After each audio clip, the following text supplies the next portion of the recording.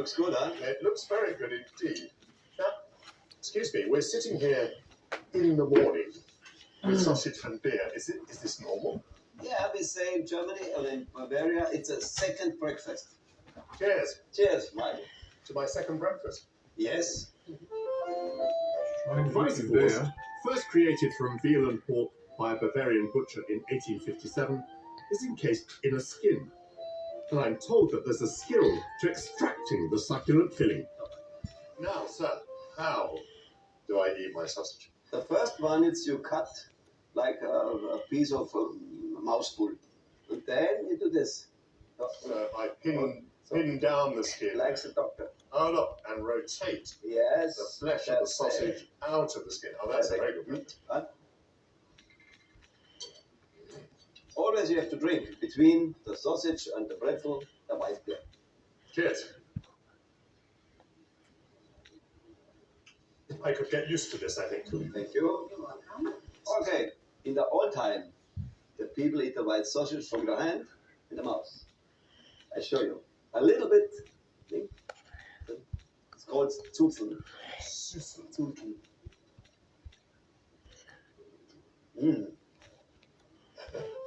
So I dip in the mustard, I put it in the mouth, I squeeze my lips together, and the sausage pops into my mouth, leaving the skin behind. Works good, huh? It works really well. For the first time, you do very well. Thank you. First, Taught me lots of interesting things today. Ranchels tells me that modern Munich is especially identified with progress in German art, and then lists a very large number of galleries. So the time has come for me to have a brush with the artistic scene of the early 20th century. Whilst much of Europe was awash with Art Nouveau, in 1912, Bavarian-based artists Franz Marc and Wassily Kandinsky edited an almanac of art and essays which became one of the most influential art books of the 20th century, Der Blaue Reiter, or Blue Rider. The book introduced a skeptical world to a group of German, Jewish and Russian artists who, rather than simply portray their subjects, used colour to express their feelings. They were amongst the first expressionists. Annegret Hohlberg curates the Blue Rider collection at Munich's Leinbach House Gallery. Here now we are in the large room of August Macke and Franz Marc. One of the main pieces of this artist of Marc is, of course, his Blue Horse, the Blue Horse 1. Now, yes, indeed, I recognise this painting. Why has this become the icon of the movement? Because it's a kind of symbol. The horse is blue. This was the color of the spirit for Kandinsky and for Franz Marc. The blue was a symbol of spirit, but it's also the posture of the horse. It's standing there like a human being. Huh? It symbols a kind of spiritualization of art via the motive of the animal. Moscow-born Wassily Kandinsky, trained in music, is renowned for approaching his use of colour with a musician's sensibility. In 1909, the artist who lived in the Bavarian village of Murnau painted what Annegret thinks might turn out to be my favourite Blue Rider piece. I'm delighted to see that Kandinsky painted a train. Why did he do that? Because it ran beneath his house in Murnau. And it was, of course, important for him in a way because he went between Munich and Murnau by train, so the train was an element of their daily life. And what happened to the artists of the Blue Rider movement? That's an important question because when the World War first broke out, August Macke, who was only 26 years old, he was one of the first who were killed in September 1914. And Franz Marc was killed in Verdun in March 1916. So this very, very brilliant movement that arose in Munich at the beginning of the 20th century was very short-lived. Short-lived, yes.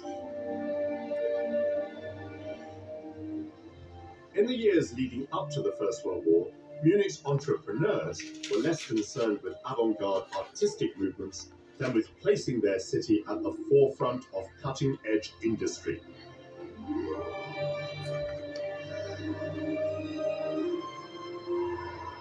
A century later, it's a trend that continues, with some of Germany's best-known companies headquartered here, alongside leading seats of learning, like the city's technical university.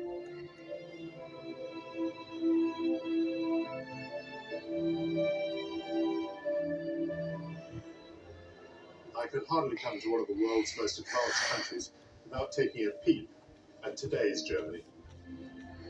I'm at this impressive campus to meet researchers who are developing flight stabilizer software designed to help inexperienced private pilots to land light aircraft safely.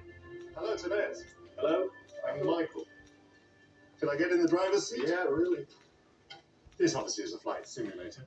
But what is special about it? What are you doing with it at this university? We use it for controller development.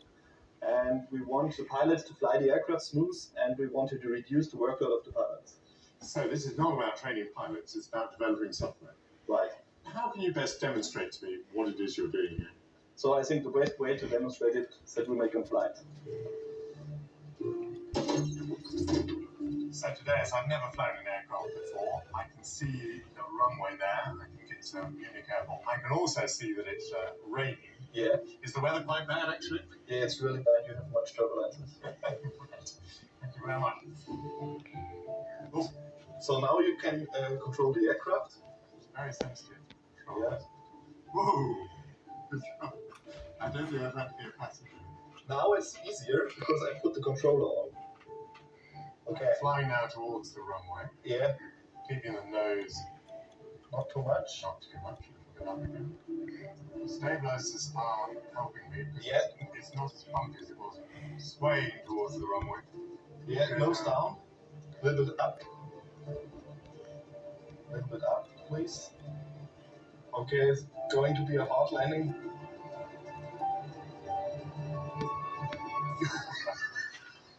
I think the best. I don't think your stabilizers helped me quite enough. But it did feel better, even though I still managed not quite to get onto the runway. Thank you very much, and what a brilliant project. You won't find many pilots as bad as me. Yeah, no problem. You're welcome.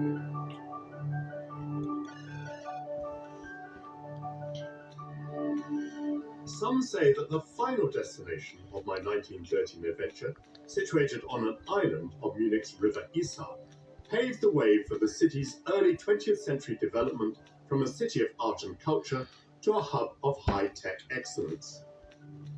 Bertels tells me that in the Deutsches Museum are collections relating to natural science and engineering. Kings and countries had exhibited their treasures of art since time immemorial, but the idea of displaying the artifacts of science was new at the beginning of the 20th century.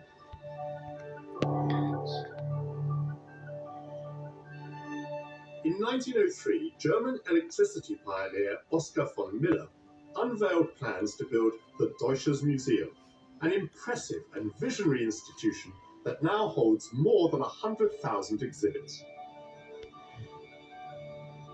Dr. Willy Fussel is in charge of the archives. Willy, hello.